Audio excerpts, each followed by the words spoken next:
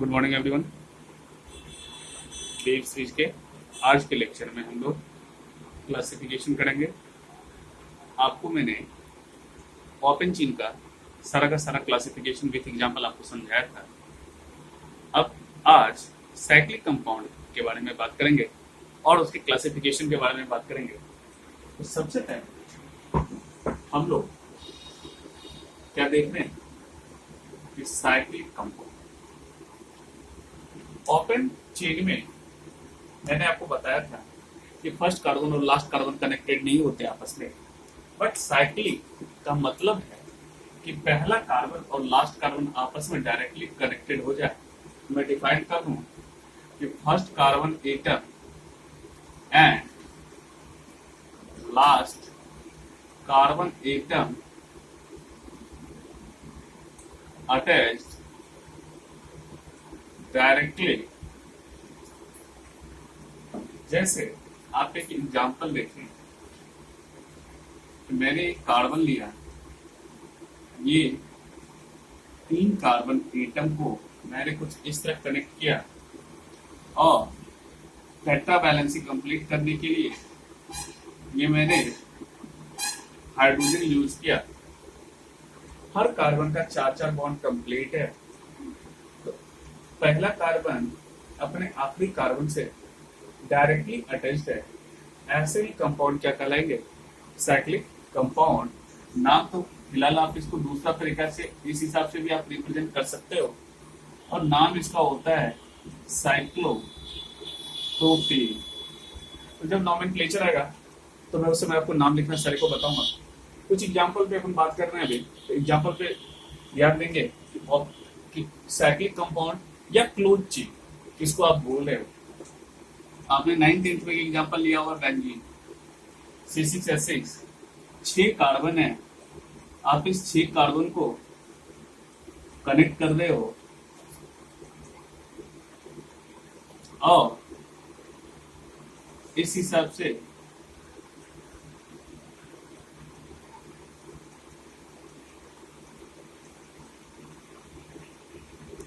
और हर कार्बन पे आपका हाइड्रोजन है।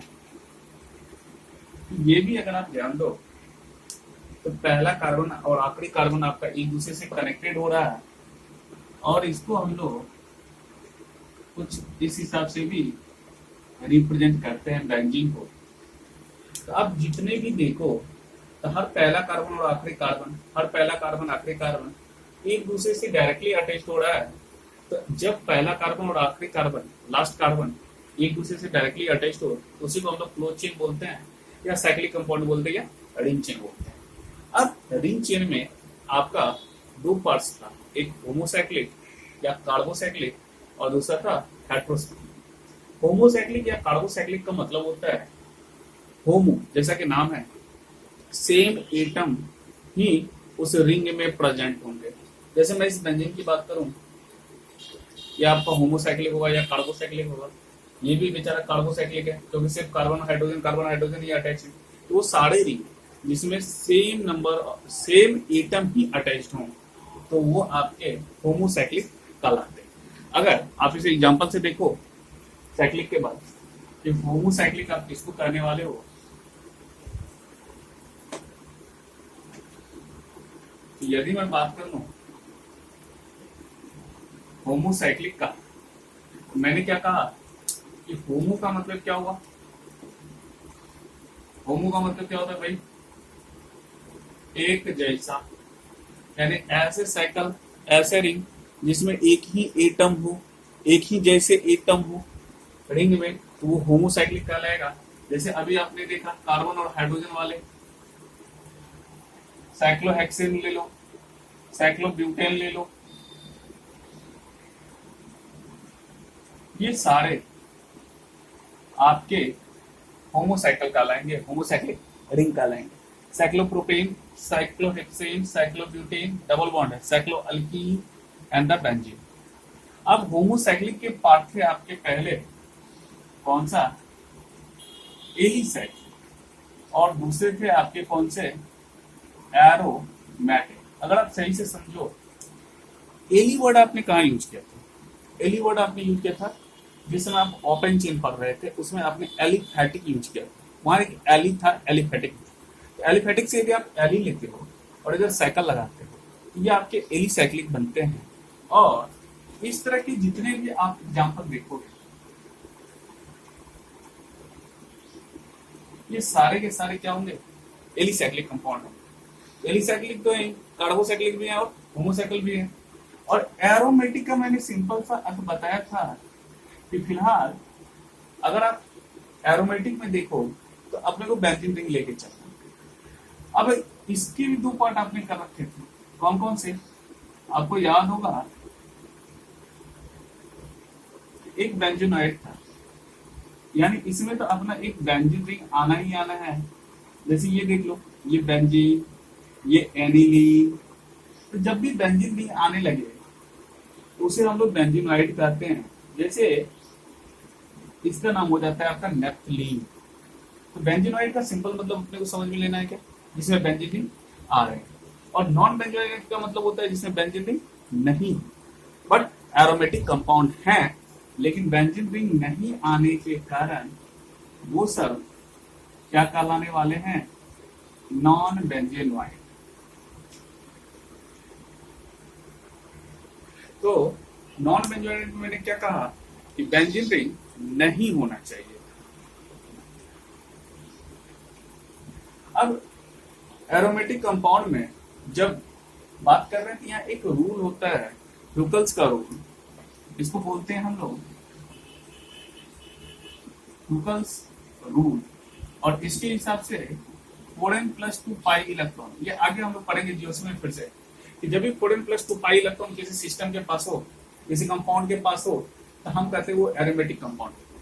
ठीक है, फिलहाल अपने क्लासिफिकेशन के हिसाब से यदि बेंजीन रिंग है तो बेंजीनोइड, बेंजीन रिंग नहीं है तो नॉन बेंजीनोइड। ये आपका, यदि एक छोटा सा एग्जांपल आप लोग नॉन बेंजीनोइड का भी देख लें,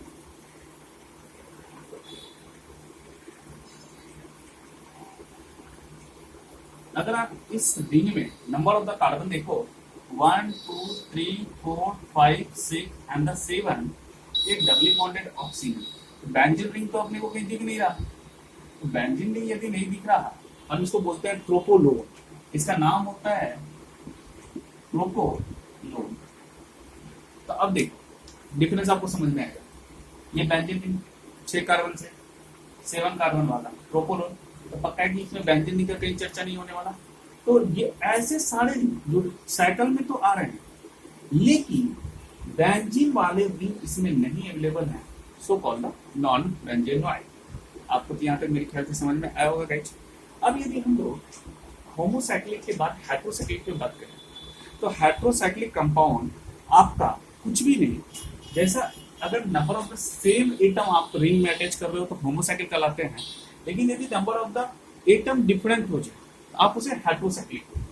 कैसे, जैसे एग्जांपल हम लोग इसका देखिए हेट्रोसाइक्लिक का।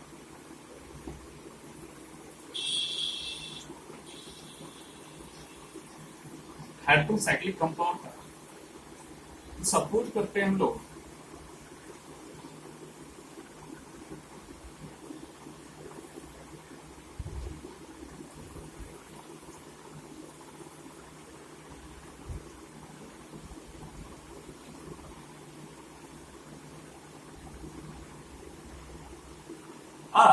इस तरह के कंपाउंड में देखो ऑक्सीजन, सारे जगह तो आपको कार्बन नजर आ रहे हैं, लेकिन यहाँ पे आपने क्या क्या एक डिफरेंट एटम डाल दिया oxygen.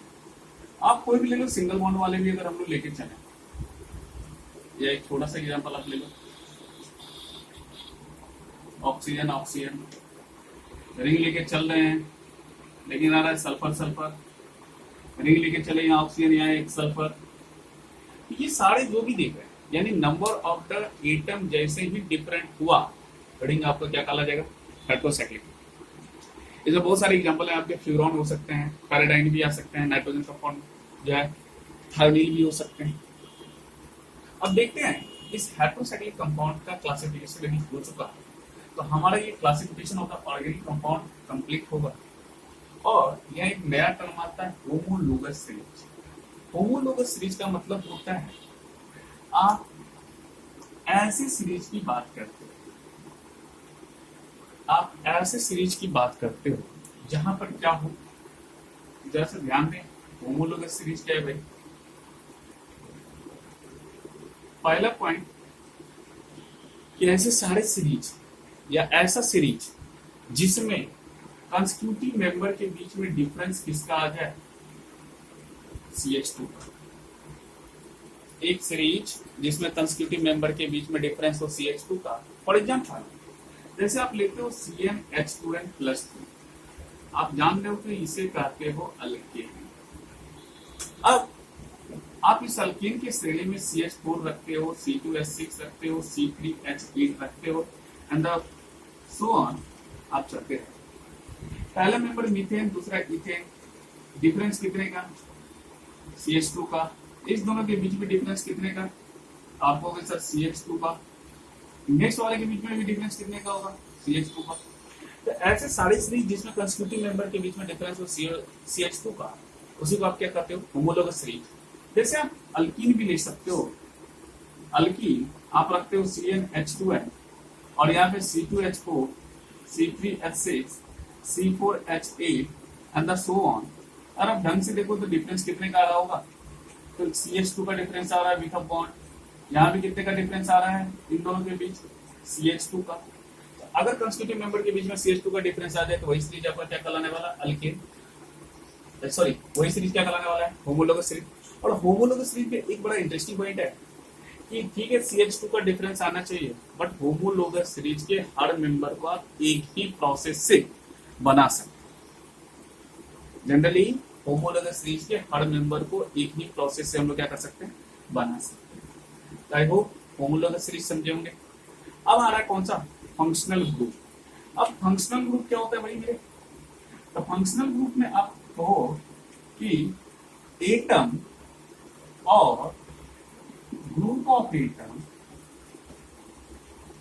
which decide the chemical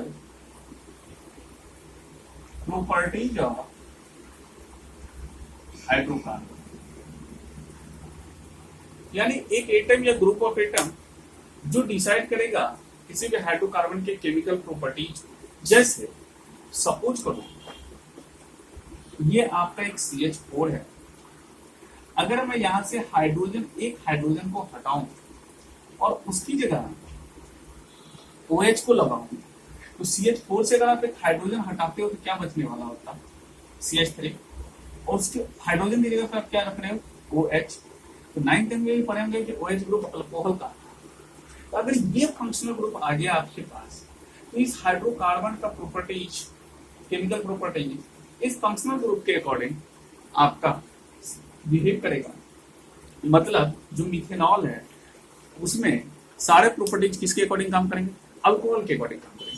यानी अल्कोहल का जो प्रॉपर्टीज होगा वही इन सारे मेंबर जो अभी होमोलोगस सीरीज आप तैयार करोगे उस सारे का जो भी केमिकल प्रॉपर्टीज होगा अल्कोहलिक नेचर शो करेगा। तो कोई भी एटम या ग्रुप ऑफ एटम जो किसी हाइड्रोकार्बन की केमिकल प्रॉपर्टीज को डिसाइड करे वो आपका क्या कहलाएगा? Functional group. I hope guys हम लोग यहाँ तक समझे होंगे। तो एक बार फिर से रिकॉल कर लें। साइक्लिक कंपाउंड आपका क्या था? साइक्लिक कंपाउंड या क्लोज चेन आपका क्या था? जिसमें फर्स्ट कार्बन और लास्ट कार्बन कनेक्टेड हो जाए डायरेक्टली। और आपने देखा है कि उसमें रिंग बनाए थे हम लोग, cyclopropane, cyclobutane, benzene, ETC. Homocyclic या कार्बोसाइक्लिक क्या था अपना? होमोसाइक्लिक। जब रिंग में एक ही जैसे एटम आपके मिले उसे आप क्या कहोगे? होमोसाइक्लिक। कार्बोसाइकिल तो और डिफाइन कर देता है आसानी से। कार्बोसाइकिल मतलब कार्बन का ही साइकिल होना चाहिए। होमोसाइक्लिक दो तरह के हो गए थे, एलिसाइक्लिक और आपके कौन से हो गए थे? Aromatic compound. एलिसाइक्लिक वाले को हमने देखा। फिर से मैं एक बार एलिसाइक्लिक और एरोमेटिक पे बात करूंगा कब, जब जीओसी शुरू होगा।